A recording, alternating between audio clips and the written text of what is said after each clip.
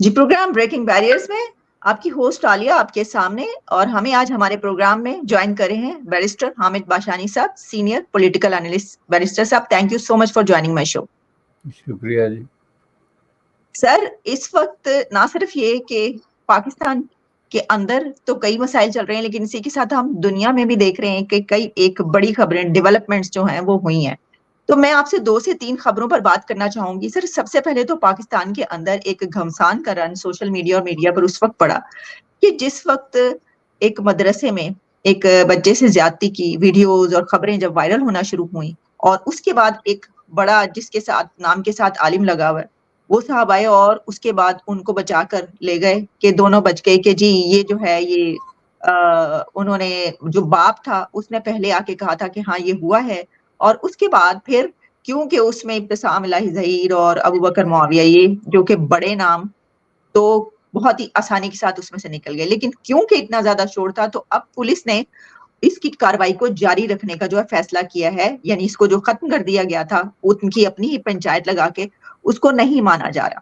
تو یہ تو ویسے سر سوشل میڈیا کے پریشر پہ ہوگا نا، اگر کاروائی ہوئی بھی اور کتنی ہوگی، لیکن میں آپ سے سر سوال میرا یہ ہے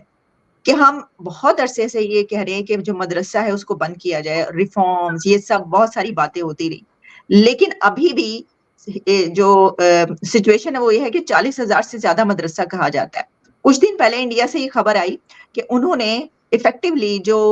آؤٹ لا گورننگ مدرسہ ہیں ان کو بند کیا یو پی میں۔ کیا مدرسہ کو بین کرنا، بند کرنا صحیح نہیں تھا؟ اور خاص طور پر پاکستان کے اندر جو مدرسوں کی سچویشن ہے اس واقعے کے بعد سر، آپ اس کو کیسے، اس کے اوپر کیا تبصرہ کرنا چاہیں گے؟ دیکھیں جی، یہ واقعہ تو ان واقعات کے مقابلے میں بالکل ہی ایک معمولی واقعہ ہے جو ہر روز جو ہے ان مدرسوں میں رونما ہوتے ہیں۔ پاکستان کے طول و عرض میں جو لاکھوں کی تعداد میں مدرسے ہیں، جیسا کہ آپ نے بتایا، ان کے اندر جو اس طرح کے انسیڈنٹ ہوتے ہیں وہ بڑے خوفناک قسم کے، بھیانک قسم کے واقعات ہوتے ہیں، اور وہ کوئی ایسی نئی بات نہیں ہے کہ وہ کوئی آج سوشل میڈیا ہے تو سامنے آ رہا ہے یا کوئی اس طرح کی بات ہے۔ وہ گزشتہ 40-50 سال سے پاکستان میں ہر باشعور شخص کو پتہ ہے کہ اس ملک میں جو ہے وہ مدرسوں کے نام پہ، اسلام کے نام پہ، اسلامی تعلیمات کے نام پہ کیا ہو رہا ہے، اور اسپیسیفکلی یہ جو بچوں کی بات ہے۔ اور اس میں نوبت یہاں تک آ گئی ہے کہ خود جو ان کے ٹاپ جو اسکالرز ہیں، جو مدرسے رن کرتے ہیں یا مدرسوں میں پڑھاتے ہیں، انہوں نے خود تسلیم کیا کہ یہ ہو رہا ہے، اور یہ ایک بہت ہی خوفناک حد تک جو ہے ایک پھیلا ہوا مسئلہ ہے جس کو روکنا ضروری ہے۔ اور اس کے علاوہ یہ جو واقعات رپورٹ ہو رہے ہیں گزشتہ جب سے سوشل میڈیا آیا ہے، تو اس میں آپ نے دیکھا کہ ہر پروفائل کا آدمی جو ہے، اس میں ایک عام مدرس، جو عام ایک ٹیچر ہوتا ہے ایک مدرسے کے اندر، اس سے لے کے تو بڑے فہم والے جو مولانا حضرات ہیں یا جو اس طرح کے پیشوا ہیں، وہ ملوث پائے گئے ہیں، کہیں نے گلٹی پلی کی ہے۔ اور اس کے پیچھے پاکستان کا وہی جو سسٹم ہے، جسٹس سسٹم، جس کے اندر کمپرومائز اور اس طرح کے لوگوں کے بچ کے نکلنے کے بہت زیادہ لوپ ہولز ہیں، اس کی موجودگی میں وہ بچتے رہے ہیں۔ تو اسی کے تسلسل میں اب یہ کیس سامنے آ گیا جس میں کہ ایک بڑی پرسنالٹی انوالو ہے اور دوسری بڑی پرسنالٹی نے وہ اس کو ریسکیو کرنے کی کوشش کی۔ تو اس کی وجہ یہ ہے کہ ظاہر ہے کہ یہ ہائی پروفائل کیس ہے، اور ایک ہائی پروفائل کلیرک نے جس نے بچانے کی کوشش کی ہے، اس کے نزدیک یہ کوئی اتنی بڑی بات ہی نہیں ہے کہ والد نے معاف کر دیا۔ کس طرح والد معاف کر سکتا ہے؟ ایک اس طرح کا جو ایک پرسنل کرائم ہے، کرائم اگینسٹ پرسن، یہ کوئی لیٹیگیشن تو نہیں ہے نا، یہ زمین کا جھگڑا نہیں ہے یا کوئی اس طرح کی چیز، اور یہ اتنا گناؤنا قسم کا عمل ہے، ایک بچے کی روح تباہ کرنے اور اس کی پوری زندگی جو ہے اس کے لیے ایک نفسیاتی پرابلمز کریٹ کرنے والی بات ہے. تو اس کو جو ہے وہ باپ نے معاف کر دیا تو آپ نے جو ہے اس کو چھوڑ دیا. تو یہ جو آپ نے کہا کہ یہ پولیس دوبارہ ایکٹیویٹ ہوئی، پولیس سے کوئی یہ پوچھے کہ پہلی بار ان کی خاموشی. اور یہ جیسا کہ میں نے پہلے بھی کہا تھا کہ پاکستان میں اس طرح کے جتنے واقعات ہوتے ہیں اس کی وجہ یہی ہے کہ پاکستان کا جو جسٹس سسٹم ہے وہ اس طرح کے واقعات میں جانبدار ہے. فار ایگزامپل آپ یہ دیکھیں وہ جو خاتون کہ وہ جس نے کپڑے پہنے ہوئے تھے جن پہ عربک لکھی ہوئی تھی، اس کے کیس کو انہوں نے جس طریقے سے ہینڈل کیا کہ وہاں پہ سر یہاں پہ تھوڑی سی شاید میں نے بھی بولا، جو والد اس نے معاف نہیں کیا، اس نے پھر آ کے یہ کہا کہ وہ میں نے غلط دیکھ لیا ہوگا یا وہ ایسا نہیں تھا، یعنی اس کو یہ کہنا پڑا تو اسرور اسے کہلوایا گیا نا. ہاں وہ الٹیمیٹلی معاف کرنا ہی ہوتا ہے نا، وہ جس کا مطلب یہ ہے کہ بچے کے جو لواحقین ہیں وہ پیچھے ہٹ گئے ہیں، جو بھی ایکسکیوز وہ لا رہے ہیں. تو اس میں وہ جو جسٹس سسٹم کے اندر جو ایک مائنڈ سیٹ ہے اس کو دیکھنے کی ضرورت ہے کہ جیسے اس خاتون کا میں حوالہ دے رہا تھا تو اس کو انہوں نے کس طریقے سے ہینڈل کیا کہ انہوں نے اس چیز کی پرواہ نہیں کی کہ اس خاتون کے ساتھ جو ہوا وہ کتنا بڑا ظلم ہے، یہ کتنا بڑا اٹیک ہے، اور اس کے جو ہے وہ ملٹیپل قسم کی لیگل ایشوز اس کے ساتھ انوالو ہیں. ایک آدمی کی پرسنل جو آزادی ہے اس پہ حملہ کرنے والی بات ہے، مذہب کے نام پر جو ہے وہ گنڈا گردی پھیلانے کا عمل ہے، اس میں بے شمار دفعات اور نفرت اور یہ ساری چیزیں اس میں لگتے ہیں. تو ان سب کو وہ اگنور کر کے تو پولیس کی جو ایکسپلینیشن ہوتی ہے کہ جی ہم کسی طریقے سے امن قائم کرتے ہیں، جس کا دوسرا مطلب یہ ہے کہ وہ سخت قسم کے خوف کا شکار ہیں. اس طرح کی جو فنڈامنٹلسٹ فورسز ہیں، طاقتور فورسز، اور وہ ان کو پلیز کرنے کے لیے انہوں نے اپنے طریقے نکالے ہوئے ہیں جس کے آگے رول آف لا، جس کے آگے قانون کی حکمرانی، جس کے آگے جو ہے جو بھی ایک رائٹ ڈیسیجن ہوتا ہے، رائٹ سٹینڈ ہوتا ہے، اس کی کوئی حیثیت نہیں. بلکہ آپ نے یہ دیکھنا ہے کہ کسی طریقے سے کس طرح اس مسئلے کو ڈیفیوز کر کے تو جان چھوڑائی جائے. تو اس کا مطلب یہ ہے کہ پاکستان بنیادی طور پہ سوسائٹی جو ہے وہ ایک گنڈا گردی کے ہاتھوں یرغمال ہے. اب اس گنڈا گردی نے کون سا چوغا پہنا ہوا ہے، کیا چولہا بدلا ہوا ہے، یہ بالکل سامنے ہے کہ اسلام کے نام پہ،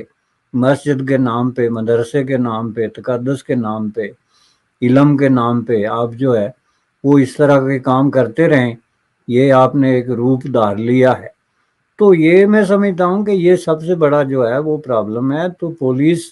24 گھنٹے بعد پھر دوبارہ ایکٹیویٹ ہونے کی وجہ سوشل میڈیا ہے کہ جب لوگوں نے اس پہ شور ڈالا، لیکن اس میں بھی انہوں نے ایکٹیویٹ ہونے کے بعد کچھ نہیں کیا. ہونا یہ چاہیے کہ اس میں جو ہے وہ فوراً ڈراسٹک اور اس طرح کے چیزوں کو پارلیمنٹ میں بھی ڈسکس ہونا چاہیے تاکہ اس کو سخت سے سخت جو ہے وہ قوانین بنائے جائیں. اس میں ضمانت کا تصور ہی ختم ہو،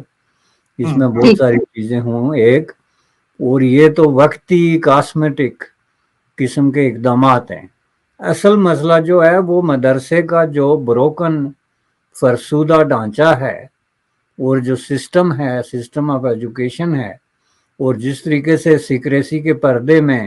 چار دیواری کے اندر اس کو چلایا جا رہا ہے، اس سب کو بدلنے کی ضرورت ہے. اور اس کو ایک اوپن سکول کی شکل دی جائے جہاں پہ آپ بے شک اپنے جو مذہبی تعلیمات بچوں کو دے رہے ہیں دیں. مذہبی تعلیمات دینے کے لیے کہیں نہیں لکھا ہوا ہے کہ بچے کو زانوں کے بیل ہو کے تو گردن ہلانی پڑے گی 10 گھنٹے. آپ ان کو بے شک مذہبی تعلیمات دیں، لیکن ایک ڈیسنٹ ماحول کے اندر، جو کہ ایک سکول کا، جو کسی بھی لرننگ انسٹیٹیوشن کا ایک ماحول ہوتا ہے، خواہ وہ پاکستان کے آپ کسی سکول کو پک کر لیں، ایون گورنمنٹ سکولز میں بھی بچوں کو بیٹھنے کے لیے، ان کو ہینڈل کرنے کے لیے جو پروٹوکول ہے، جو طریقہ کار ہے،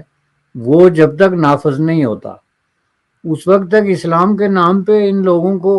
درندگی کی آپ نے اجازت دی ہوئی ہے. اور وہ مسلسل درندگی پہ اترے ہوئے ہیں، اور آئے روز ایوری سنگل ڈے نہ صحیح ایوری سنگل ویک آپ کو کوئی نہ کوئی اس طرح کا انسیڈنٹ جو ہے وہ نظر آتا ہے which is بلکہ very unfortunate. جی سر وہ تو رپورٹ ہوتا ہے نا ایوری سنگل ویک، ورنہ ایوری سنگل ڈے میں تو پتہ نہیں کتنے ہوتے ہوں گے ایسے واقعات جو پتہ ہی نہیں چلتے. آپ نے ابھی یہ بات کہی کہ اس پہ جو ہے بچوں کو پڑھانے کا ایک طریقہ کار ہوتا ہے، تو دیکھیے مسئلہ یہ ہے کہ سر ہمارے جو سکولز ہیں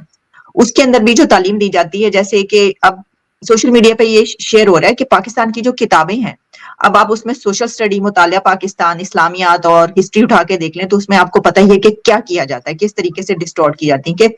1965 کی وار میں یہ پڑھایا گیا ہے کہ اس وقت جو ہے وہ بڑے بڑے جو آپ کے ایسی مقدس ہستیاں ہیں مذہب کی، نبی سے لے کر، وہ اس وار میں پاکستان کے لیے لڑنے کے لیے خود فزیکلی آئے. 65 کی وار کا یہ چیپٹر میں یہ شامل ہے چیزیں. تو بچوں کو جب یہ پڑھایا جائے گا تو جو ایک جہادی وہ ہے وہ بچپن سے ہی پڑھ رہے ہیں. تو سر اسی میں مطلب ایک تو یہ کہ جو ریفارمز کی بات کی گئی وہ نہیں ہوئی، کتابوں کی بھی تو ریفارمز کی بات ہے کہ آپ نے مائنڈز بھی تو بدلنے ہیں. اگر اس اسکولوں میں جا کے بھی یہ پڑھے ہیں تو تب بھی ان کے اندر سے تو یہی نکلے گا. اور سر اس میں پھر جب انڈیا نے تو بڑا اچھا کیا پھر یہ جو مدرسوں کو بین کیا ہے. دیکھیں یہ جو ٹریجک قسم کا سائیڈ ہے نا، یہ صرف مدرسوں تک نہیں ہے، یہ پاکستان کے تمام اسکولوں میں کامن ہے. جس طرف آپ کی بات کر رہی ہیں آپ کہ یہ جو ٹیکسٹ بک کا سوال ہے، سلیبس ہے کہ بچوں کو پڑھایا کیا جا رہا ہے، یہ بالکل الگ سبجیکٹ ہے. ہم نے تو بات شروع کی تھی جی جو جنسی جرائم ہے، جی لیکن اگر آپ اس کو اس طریقے سے پورا پیکج دیکھیں تو ظاہر ہے کہ وہ اس میں جو ٹیکسٹ ہے آپ کی بک کہ آپ بچوں کو کیا پڑھا رہے ہیں وہ تو انتہائی قابل اعتراض. یہ ایک چیز آپ نے کوٹ کی ہے، لیکن یہ تو جو کچھ وہاں پہ پڑھایا جاتا ہے اس کی نسبت بالکل ہی ایک بے غرض سی بات ہے. وہاں پہ ایسی خوفناک قسم کی چیزیں پڑھائی جاتی ہیں. پہلی بات یہ ہے کہ جو سسٹم آف ایجوکیشن ہے اور جس طریقے سے ایجوکیشن ڈیلیور کی جاتی ہے وہ بنیادی طور پہ بچوں کے ذہنی نشو و نما کے راستے میں سب سے بڑی رکاوٹ ہے. پہلی بات تو یہ ہے. تو اس لیے وہ اگر آپ اس طرف جائیں گے تو یہ نصاب کی ساری جھوٹی کہانیاں، یہ جھوٹی اور خود ساختہ گڑی ہوئی تاریخ، ہسٹری جو آپ نے ایک فیک قسم کی بنا کے شیلفوں میں رکھی ہوئی ہے، اس میں جو سینہ با سینہ منتقل ہونے والے آپ کے گزٹ ہیں جو آپ کے ٹیچر اور آپ کے علماء اور آپ کے معززین ایک دوسرے کو سنا رہے ہیں، یہ ساری چیزیں جو ہیں یہ اسکولوں کے اندر ریئل ہیں. آپ جو ہے وہ کسی پیریڈ میں چلے جائیں، ایک ٹیچر جو کچھ پڑھا رہا ہے وہ کوئی ٹیکسٹ بک فالو نہیں کرتا. وہ 5 منٹ ٹیکسٹ بک پہ بات کر کے تو آپ نے کیسے شروع کر دے گا، اور وہ کیسے اسی طرح کے سناتا ہے جس طرح کے آپ سوشل میڈیا پہ دیکھ رہے ہیں کہ وہ جی حضرت فلاں گزر رہے تھے تو آگے سے ایک خاتون آئی. اب آپ اسی واقعے کو دیکھیں کہ حضرت فلاں گزر رہے تھے تو آگے سے آدھی رات کو ایک خاتون آئی جس نے کم از کم کپڑے پہنے ہوئے تھے. اب آپ ہمیں بتائیں، ہم سب عرب کی سوسائٹی سے واقف ہیں، وہ کون سا ایسا عرب کا ملک ہے اور وہ بھی صحرا کے زمانے میں جس میں ایک حضرت صاحب رات کو 12 بجے سیر فرما رہے ہیں ڈیزرٹ میں، اور اوپر سے ایک خاتون کم از کم کپڑے پہن کے تو آتی ہے. تو وہ ان سے پوچھتے ہیں جی کہ آپ جو ہے کوئی ڈر نہیں لگتا؟ تو انہوں نے کہا جی فلاں حضرت جو ہیں وہ ان کی حکمرانی میں کیسے یعنی آپ کا حکمران اتنا انبلٹ عظیم ہے کہ آپ یہ کہتے ہیں کہ اوپر سے ڈیسائیڈ ہوا ہے، اللہ نے پہلے سے طے کر کے درجہ بندی کر دی ہے کہ یہ محمد صلی اللہ علیہ وسلم خاتم النبیین ہیں، یہ صحابہ کرام ہیں، یہ جو ہے تبع تابعین ہیں، یہ جو آگے ان کے چلو 5-6 گروپ ہیں، یہ تو خصوصی لوگ ہیں، ان کو تو کوئی کوشچن ہی نہیں کر سکتا ان کے فضیلت، ان کے درجات. تو پھر ان کے ساتھ یہ جھوٹی کہانیاں گڑھ کے تو ان کی عظمتوں کے مینار تعمیر کرنے، اور کہانی بھی ایسی جو سامنے نظر آتی ہے جی وہ فلاں جگہ پہ کتا مر رہا تھا. وہ بات سنو، کون سے ایک آدمی نے یہ سوال کر دیا، وہ آدمی کون تھا، اس کا نام کیا تھا؟ ہسٹری کو اس طریقے سے نیریٹ ہوتی ہے. تو یہ پاکستان میں 50% ٹیچر پورا دن اس طرح کے کیسے سناتے رہتے ہیں. ہر ٹیچر جو ہے، آپ کو مدرسوں پہ شکوا ہے، سرکاری اسکولوں میں 50% ٹیچر اسلامیات پڑھاتے ہیں. میتھ کا ٹیچر بھی 10 منٹ میتھ پڑھائے گا، 20 منٹ اسلامیات پڑھائے گا. کیمسٹری کا ٹیچر جو ہے وہ آدھا وقت اسلامیات پڑھائے گا. وہ لوگوں نے سیلف امپوزڈ، وہ جس کو خدائی فوجدار کہتے ہیں،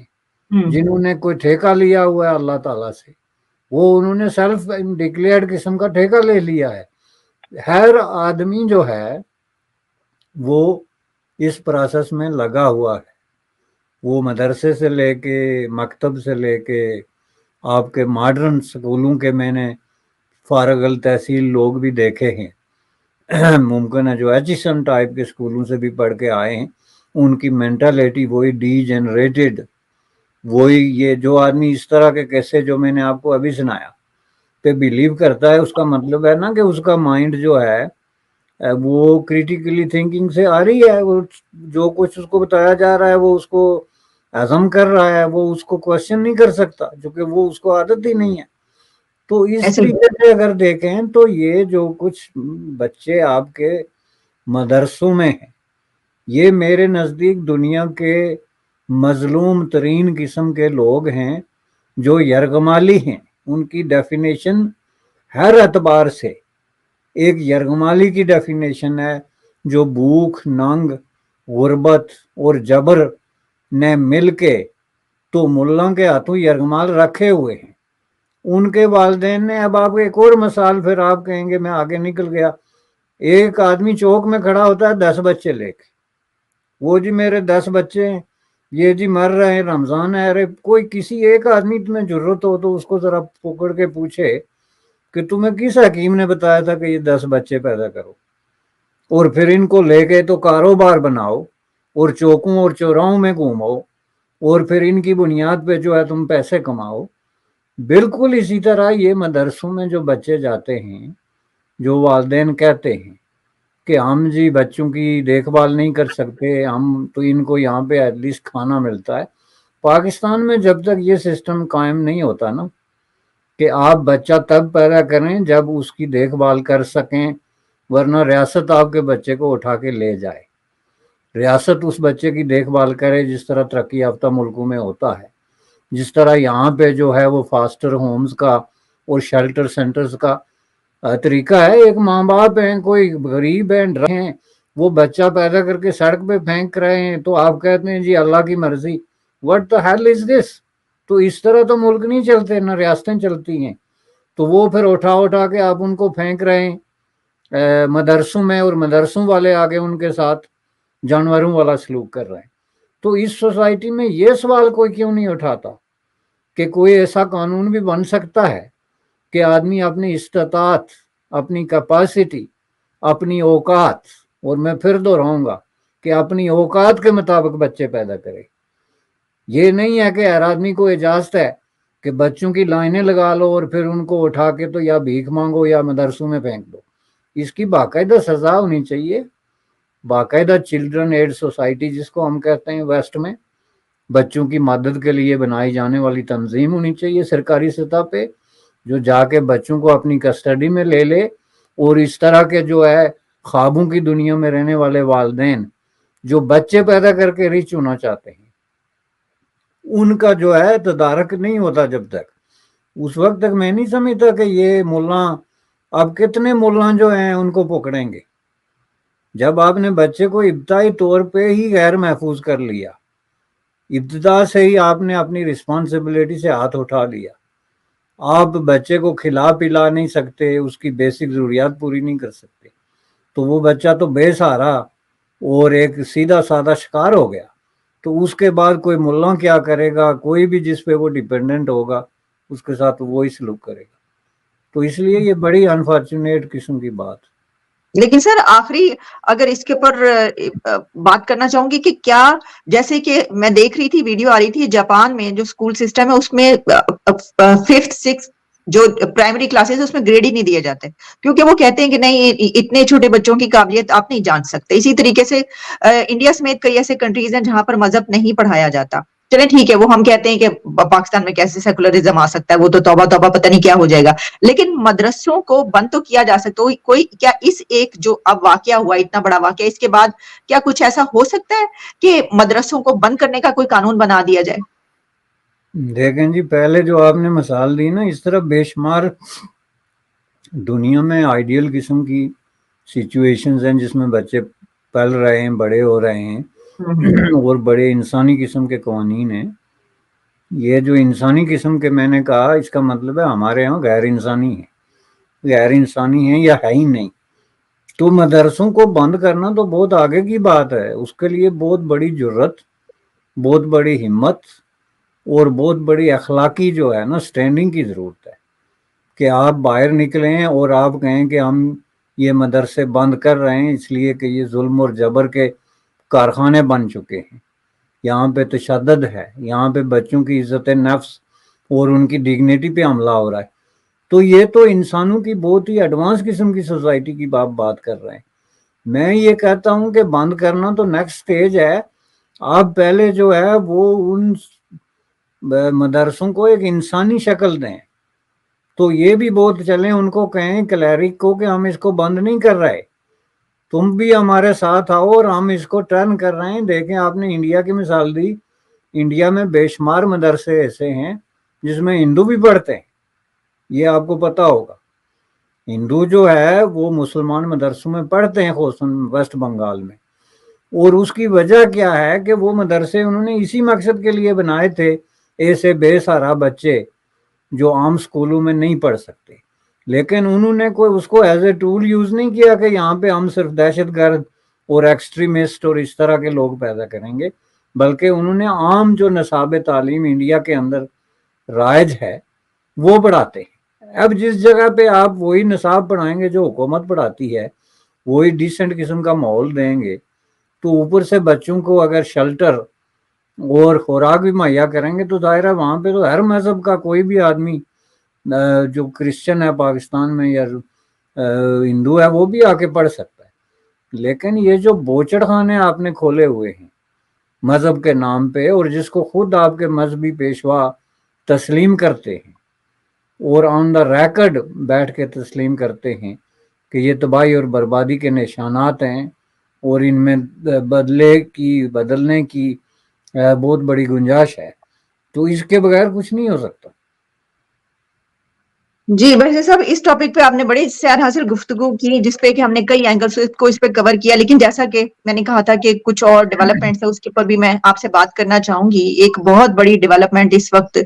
دنیا میں یہ ہو رہی ہے کہ ایسا لگتا ہے کہ جو حماس اور اسرائیل کی جو جنگ ہے وہ اب ایران کی جنگ بن جائے گی. آپ جانتے ہیں کہ جو ڈمیسکس میں ایرانی ایمبیسی ہے اس کے اوپر جب حملہ ہوا جس میں ان کے 6-7 بڑے کمانڈرز بھی مارے گئے ہیں، تو اس کے بعد ایران کی طرف سے دھمکیاں دی جا رہی ہیں، امریکہ سمیت کئی ممالک کے انہوں نے جھنڈے جلائے ہیں اسرائیل کے، اور اس پہ ایران کی طرف سے کہا گیا ہے کہ اب اس کا جواب دیا جائے گا اور حملہ کیا جائے گا. اور وہیں پر جو پریزیڈنٹ پوٹن ہے ان کی بھی جو ہے وہ یہ ایک سٹیٹمنٹ آئی ہے جس میں انہوں نے کہا ہے، وہ اوپنلی وارن کیا ہے اور کہا ہے کہ یہ جو ایران کے اوپر یہ کیا گیا ہے تو ہم جو ہیں وہ اس کو دیکھ رہے ہیں اور نہیں چھوڑیں گے. تو کیا جو میں نے بات کی کہ یہ ایک بہت ابھی جو جنگ ایک خطے میں ہے وہ بڑھ کے بہت زیادہ پھیل سکتی ہے اور ایران اس میں ایک بنیادی کردار ادا کرتا ہوا نظر آئے گا ہمیں آگے، آپ کو لگ رہا ہے؟ دیکھیں جی، ایک عرصے سے اگر آپ دیکھیں تو ایران جو ہے وہ اس طرح کے معاملات میں پورے طریقے سے ملوث ہے، لیکن ایران کا بنیادی طور پہ اسٹریٹجی جو رہی ہے وہ زیادہ تر رہی ہے پراکسیز کو استعمال کرنے کی براہ راست جنگ کے. وہ خواہ آپ لبنان میں دیکھیں، وہ آپ شام میں دیکھیں، وہ آپ فلسطین میں دیکھیں، کوئی جگہ ایسی نہیں ہے پورے مڈل ایسٹ کے اندر جہاں پہ کہ کوئی اس طرح کا ایک سپاٹ ہے جہاں پہ کسی طرح کی خانہ جنگی یا انرسٹ ہے، کسی طرح کی فائٹنگ ہے، تو اس میں ایران کے حوالے سے کوئی نہ کوئی پراکسیز جو ہیں وہ انوالو ہیں. اور یہ آلریڈی یہ جو پوری جنگ ہے یہ بھی اس طریقے سے پوری جنگ نہیں ہے، یہ بھی ظاہر پراکسی کی ایک شکل ہے، چونکہ فلسطین کے لوگوں کو اسپیشلی حماس کو اور حزب اللہ کو جو یوز کیا جا رہا ہے وہ ایز اے پراکسی یوز کیا جا رہا ہے. خواہ اس کو جو ہے وہ ایران یوز کر رہا ہو یا کوئی اور اسلامک ملک جو ہے وہ یوز کر رہا ہو. تو اس طریقے سے اگر دیکھا جائے تو Iran already part and parcel of this conflict پورے فل فلیج طریقے سے. لیکن اس سے زیادہ آگے وہ کیا کریں گے مجھے نظر نہیں آ رہا، چونکہ میں سمجھتا ہوں کہ اب سچویشن جو ہے وہ تھوڑا سا ٹرن لے رہی ہے فلسطین کے ایشو پہ جو لیٹسٹ، اور وہ ٹرن یہ ہے کہ کسی نہ کسی طریقے سے اب اس معاملے کو ریزالو کیا جائے، چونکہ اب اس کا جو فال آؤٹ ہے اسپیشلی جو ویسٹرن کنٹریز میں وہ ان کے لیے پرابلم بنتا جا رہا ہے. یہاں کی جو جنرل پاپولیشن ہے، ممبر آف پارلیمنٹس ہیں، جو عام سول سوسائٹی ہے، اس کے اندر غم و غصہ بڑھتا جا رہا ہے. چونکہ ایک وقت تک جو ہے وہ اسرائیل اس کو ایکسپلین کر سکتا تھا کہ جی یہ جو ہے انہوں نے ہم پہ حملہ کیا اور اس کا ہم جواب دے رہے ہیں، یا انہوں نے ہاسٹیج لیے تھے وغیرہ وغیرہ. لیکن یہ وقت اب بہت آگے چلا گیا. اب جو تباہی اور بربادی ہے وہ ایک لمٹ سے نکل چکی ہے. تو اس حساب سے اب ان کے لیے بھی یہ مشکل ہوتا جا رہا ہے. یہی وجہ ہے کہ آپ کو جگہ جگہ قراردادیں پیش ہوتی نظر آ رہی ہیں دنیا کے مختلف پارلیمنٹس میں. ایون جو کلوز قسم کے الائز ہیں وہ بھی کہیں نہ کہیں پوزیشن تبدیل کرتے یا اس کو تھوڑا بہت ماڈیفائی کرتے ہوئے نظر آ رہے ہیں. تو اس لیے میں سمجھتا ہوں کہ اب اس کو کسی نہ کسی طریقے سے ریزالو کرنے کی کوشش کی جا رہی ہے 2 اسٹیٹ سلوشن کی بنیاد پہ. تو سر پاکستان جو ہے اس میں جو ابھی اس وقت پاکستان کے حالات یہ ہیں کہ آپ جانتے ہیں کہ ایران کے ساتھ بھی کیسی سچویشن ہے، لیکن میں دیکھ رہی تھی اس کے اوپر یہ جو ڈیولپمنٹ ہے اس کے اوپر پاکستان میں جو خبریں آ رہی تھی، ظاہر ہے کہ وہ تو اسرائیل کے خلاف ایران کا ہی ساتھ دیں گے. تو ایران سے ہی جو ہے وہ ان کی کچھ حالات ایسے ہیں کہ جھڑپیں تک ہوئی ہیں، اور پھر اسی کا اگر وہ ساتھ دیتے ہیں، اور جس طرح آپ کو پتا ہے کہ یہاں پہ تو غزہ مارچ تک کا اعلان کر دیا گیا اس میں. تو جو خواجہ آصف ہیں وہ افغانستان کے حوالے سے بھی انہوں نے کہا ہے کہ افغانستان جہاں پر پہنچ چکا ہے وہ جو ہے ہمارے پاس اب کوئی آپشنز ہی نہیں بچا، ہمارے پاس آپشنز بڑے لمیٹڈ رہ گئے. تو آپ کیا سمجھتے ہیں کہ اس سچویشن میں پاکستان جو ہے وہ ہر طرف سے جو گھرا ہوا ہے اس کی کیا اسٹریٹجی ہوگی؟ کیا اس کو یعنی جو وہ کہتا ہے کہ یہود و نصارہ کے خلاف اسی طریقے سے ایران کا ساتھ دے گا یا کچھ اور کرے گا؟ نہیں، وہ ڈیفینیٹلی یہود و نصارہ کے خلاف والی جو پالیسی ہے جی وہ کنٹینیو رہے گی. یہ جو وزیر داخلہ جس کو اب کوئی آپشن نظر نہیں آتا، 6 مہینے پہلے تک یہ جب وزیر داخلہ نہیں تھے تو اسکائی واز دا لمٹ،